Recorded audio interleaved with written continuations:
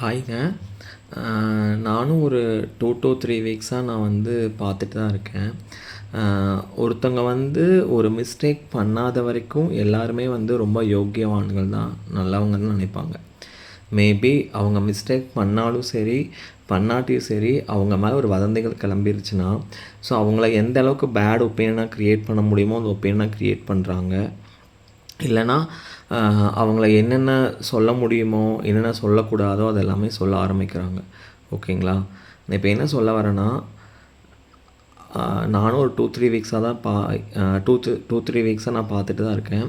So I am facing lot of என்ன சொல்கிறது, ரொம்ப வந்து அது எனக்கு எப்படி சொல்கிறதுன்னு தெரில. ஸோ அதனால் வந்து உங்களுக்கு அந்த விஷயத்தை பற்றி ஃபுல்லாக தெரிஞ்சால் மட்டும் நீங்கள் பேசுங்க. அந்த விஷயத்தை திருப்பி பேசலைன்னா யாருக்குமே பேசுகிறதுக்கு எந்த ரைட்ஸும் கிடையாது. ஓகேங்களா? அது வந்து அவங்க பண்ணாங்களா, பண்ணலையா, உண்மையா, பொய்யா அப்படிங்கிறது அது வந்து செகண்டரியான விஷயம். ஸோ ஜஸ்ட் நான் இது எனக்கு சொல்லணும்னு தோணுச்சு. இந்த வீடியோ போடுறனால என்னை யார் என்ன சொன்னாலும் அதை பற்றி எனக்கு பிரச்சனை கிடையாது.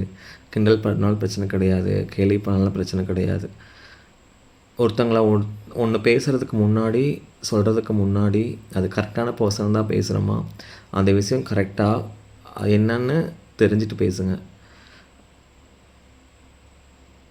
திருப்பி இதை பற்றி எதுவும் பேச வேண்டாம்னு நினைக்கிறேன் நான் இந்த வீடியோவில்.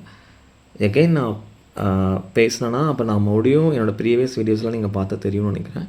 நான் கண்டிப்பாக நான் வேறு மாதிரி நான் பேசுவேன். இதுவே எனக்கு வந்து போடக்கூடாதுன்னு நினைக்கிறேன். பட் ஆனால் என்னால்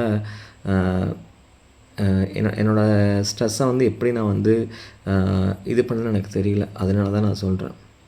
ஓகேங்களா? தேங்க்யூ.